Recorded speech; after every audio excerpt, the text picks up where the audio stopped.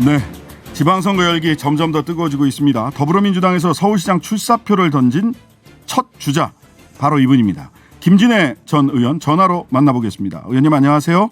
네, 안녕하세요. 네, 예, 어제 출마 선언하신 거죠? 먼저 출마 의원부터. 네, 그렇습니다.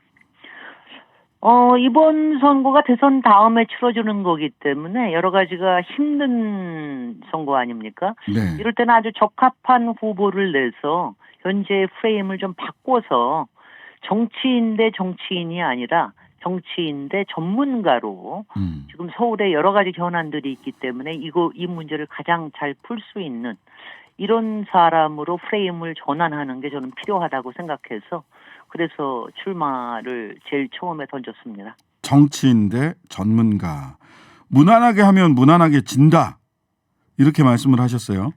네, 바로 그러니까 지난번 재보궐선거 작년에 제가 열린민주당의 서울시장 후보로서 단일화를 했는데요. 네, 작년에가 바로 그렇게 무난하게 한 거였거든요. 네, 사실 더불어민주당이 작년에 오히려 후보를 내지 않고 열린민주당하고 좀 협동 작전을 좀 펼쳤으면 상당히 좋았을 텐데 네네. 후보도 좀 열정과 절박성이 좀 부족했고 그런가 네. 하면 저한테 열린민주당에 이렇게 같이 하겠다고 하는 그런 뭐라 그럴까요? 그런 대담함이 없었다고 생각을 합니다. 그래서 저는 이번에는 좀 담대하게 프레임을 좀 바꿔보자 이런 생각으로 출사표를 던진 거죠. 네. 자, 그런데 어제 출마하시면서 작년에도 이미 한번 정책이나 공약이나 비전을 정리를 하셨을 텐데 서울시장으로서의 5대 과제 가장 중요하다고 강조한 게 제3의 진짜 개발. 네. 부동산 문제 해결제를 앞에 두신 건가요? 네, 바로 그거죠. 작년에도 비슷하게 했지만 조금 더 이제 세심하게 다듬어서 했는데요. 네. 지금 이제 양극화 문제가 가장 심각하고 그 중에서도 부동산, 자산 양극화 문제가 굉장히 심각한데, 네. 여태까지 서울에서 해온 거를 보면은 두 가지로 완전히 양분돼 있어요. 그러니까 재개발, 재건축에 이른바 쫄쫄한 한 채를 더 만들겠다고 하는 이런 좀 단지형의 대형 개발, 네. 그리고는 또 조금 작은 단독 다세대 다가구 이렇게 영세한 이런 거하고 두 개로만 이렇게 양분이 돼 있는데 이걸 완전히 발상을 전환을 바꿔야 된다. 네. 그래서 저는 제3의 진짜 개발이라고 얘기한 게 매일 빈 땅 찾으러 다니고 이럴 게 아니라 네. 지금 현재 저활용되고 있는 이 다세대 다가구 저는 그냥 비아파트 동네라고 얘기하는데 네네. 비아파트 동네와 역세권 주변 여기를 갖다가 좀 더 중밀도화하고 또 고밀도화해서 여기서 특히 1인 가구들 또 세입자들 또 청년계층들이 자기의 주택을 마련할 수 있는 이런 지원 제도까지 더해서 서울을 완전히 재탄생시키는 게 이게 새로운 진짜 개발의 신대륙이라고 생각합니다. 네, 비아파트 주거 지역을 중밀도 개발한다. 이제 크게 보면 이제 그런 말씀이시네요. 중요한 게 한 가지만 더 저기를 하면요. 네네. 지금 이제 오세훈 시장도 재개발 재건축을 빨리 한다 그러지만 그렇게 못 하고 있는 게요. 네. 구청당 각 구마다 하나 정도만 신통 기획으로 하는 이유가 네. 재개발 재건축의 이 대형 개발은 자꾸 부동산 시장을 불안하게 만들어요. 네, 그러니까 그렇죠. 한꺼번에 많이 만들면 굉장히 힘들어지고 또 집값을 굉장히 부채질할 수 있기 때문에 이제는 그런 작전을 좀 바꿔야 됩니다. 네. 조금 작은 규모로 여기저기에 일어날 수 있는.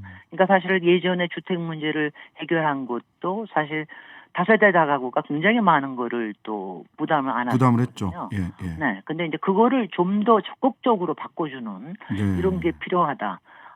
서울 같은 경우에는 주택도 부족하거니와 주택 보유율도 굉장히 낮고요. 네. 54%밖에 안 되고 특히 세입자로 사는 사람들이 58%가 됩니다. 네. 자기 집을 갖고도 자기 집에 못 살거든요. 네. 그러니까 이런 걸 할 수 있는 부담 가능한 양질의 주택을 시장에서 원활하게 돌아갈 수 있게끔 하는 게 이게 네. 진짜 제대로 된 주택 정책이거든요. 그걸 네. 제가 하겠다는 겁니다. 네.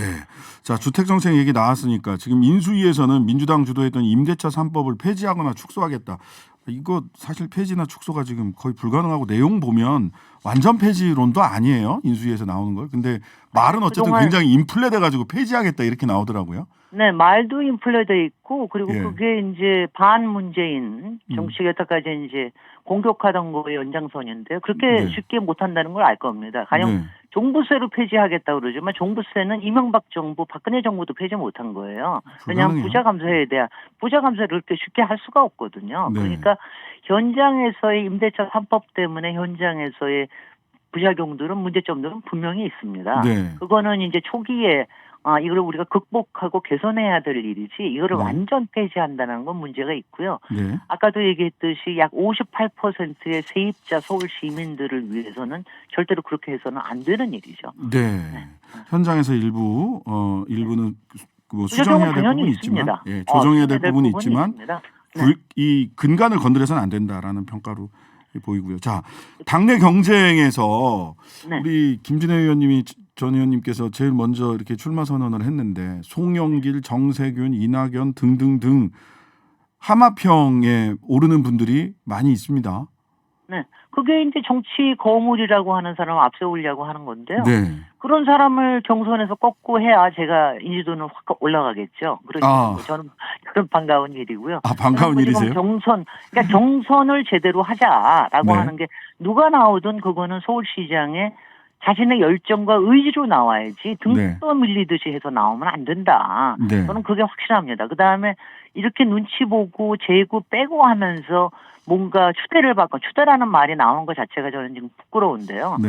그렇게 안 하고 경선해가지고 그 경선에서는 항상 예전에 노무현 대통령이 그렇게 하셨듯이 네. 큰 인물을 꺾고 바람을 불러일으켜야 이게 진짜 경선 열기가 본선의 승기가 되는 거거든요. 네네. 저는 그 점에서 전의가 불타오르고 있습니다.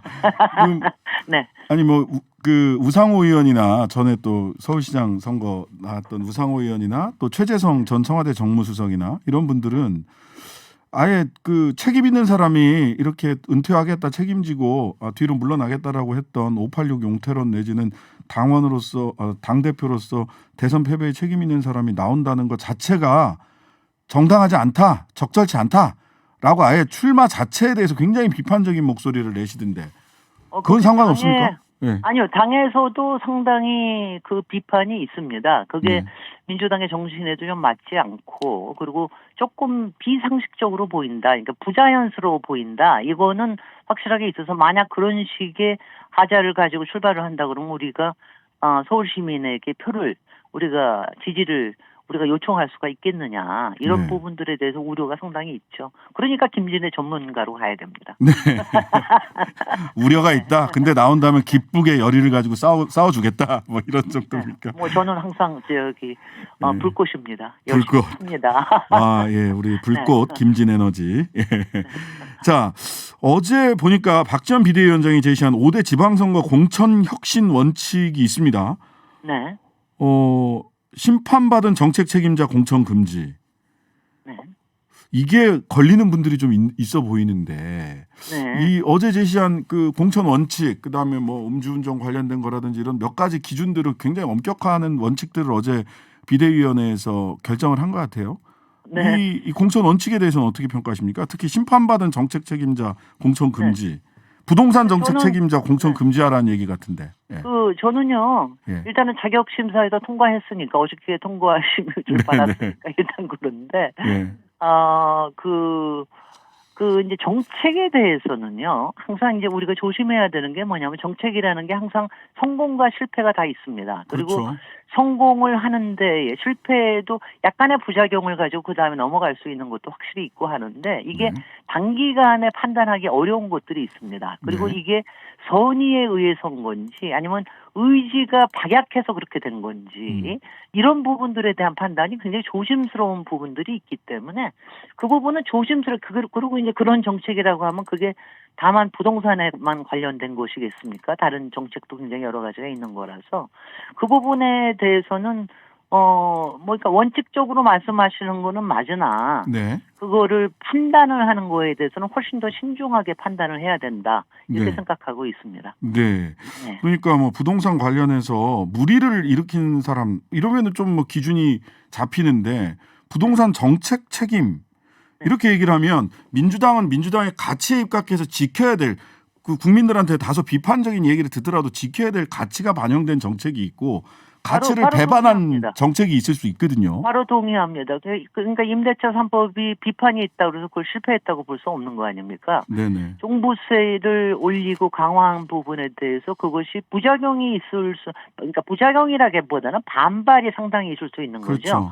그러니까 가령 저 같은 경우에는 종부세를 올리되 네. 1가구 1주택자, 특히 노령의 수입이 없는 사람한테는 납세 유예를 하자는 제가 법안을 발의를 했거든요. 네, 맞아요. 근데 예. 그럼에도 불구하고 기재부에서 받아들이질 않았어요. 네.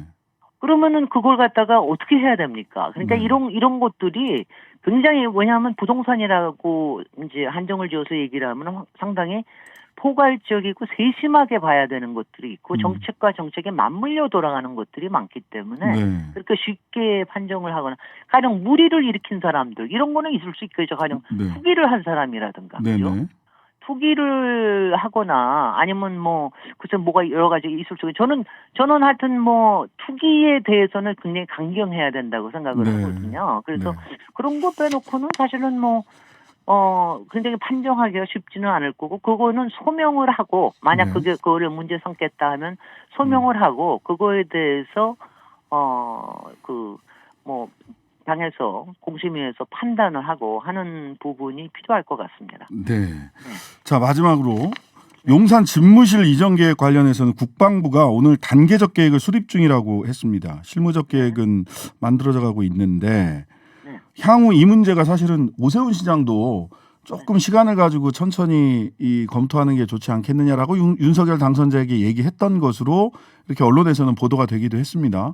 우리 김진애 의원님이 서울시장이 되시면 네. 이거 향후 용산 공원 문제도 있고 해서 네. 실제로 서울시와 윤석열 당선자 간에 마찰이 있을 수 있는 사안 아닌가요?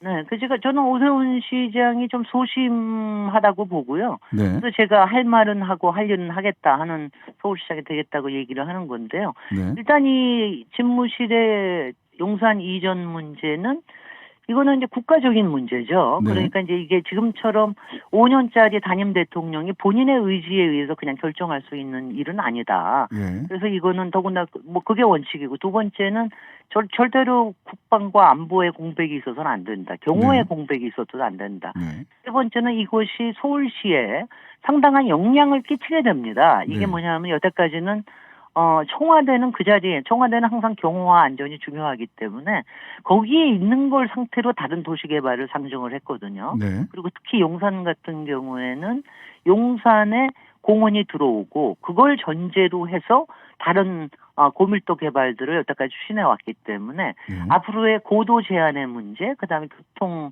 체증의 문제, 그다음에 조망권의 문제, 그리고 이제 비행권의 문제 이런 네. 것들이 상당히 만약 서울시의 도시 계획을 기본 틀을 바꿔야 될 수도 있기 때문에 네. 이거에 대해서는 굉장히 신중하게 생각을 해야 된다고 생각을 하고요. 그다음에 이거는 저는 그렇게 생각을 합니다. 이게 당선자의 개인의 의지로 해서 추진될 문제는 아니고요. 만약 네. 이게 5년짜리 단기 집무실 이전이 될 수도 있는 거거든요. 네네. 청와대의 74년의 역사적 문화적 상징을 우리가 이렇게 놓칠 수가 없기 때문에 네. 이거는 저는 국민의 의견을 그러니까 모든 걸 내놓고 국민의 의견을 들어서 해야 된다라는 거 하고 만약 그게 안 되면은 그냥 5년만 잠시 임시 집무실을 하시라. 그러면은 국방에 문제가 없게 예산만 좀 예산도 가능하면은 작게 드는 방식으로. 근데 지금처럼 1조, 2조 이렇게 넘어가는 것들 이런 네. 것들은 지금 이 상황에서 해야 될 일인가 그 부분에 대해서는 국민들이 굉장히 이제 의아스럽게 생각하고요. 아직 서울 시민들이 잘 모르셔서 그렇지 네. 이게 그러니까 말하자면 서울의 한복판으로 대통령 집무실이 있게 되면 서울의 도시 개발 틀이 굉장히 많이 달라져야 된다는 걸 저는 선거 과정에서 잘 말씀을 드리도록 하겠습니다. 네, 그러니까 뭐 네. 남산에서부터 시작해서 이렇게 몇 가지 축을 가지고 전임 시장이 서울 전체 그림을 그렸던 그런 기억이 있는데 그런 그림 자체가 다 전임 시장뿐만이 아니라 저는 2007, 2006년에서 2008년 사이에 제가 용산공원 추진위원회 멤버였습니다. 네네네. 그래서 그때 이 기본 틀을 잡았고 네. 그리고 이거를 국가공원화해서 모든 국민에게 돌려주겠다 하는 건데 이미 이게 들어간다라고 하면은 네. 이게 말하자면 대통령실이 국가공원을 사유화한다고도 볼 수 있는 거거든요. 아, 역으로. 그러니까 상당 부분의 남부 쪽 부분은 이게 쓰게 됩니다. 그리고 사용에도 제한이 있게 되고요. 네. 그러니까 이거는 국민들이 양해를 구해야 될 사안이죠. 네. 국민들에게 충분히 양해를 구해야 될 문제다. 예, 오늘 말씀 여기까지 듣겠습니다. 서울시장 출마를 선언한 김진애 전 의원이었습니다. 감사합니다. 네, 감사합니다.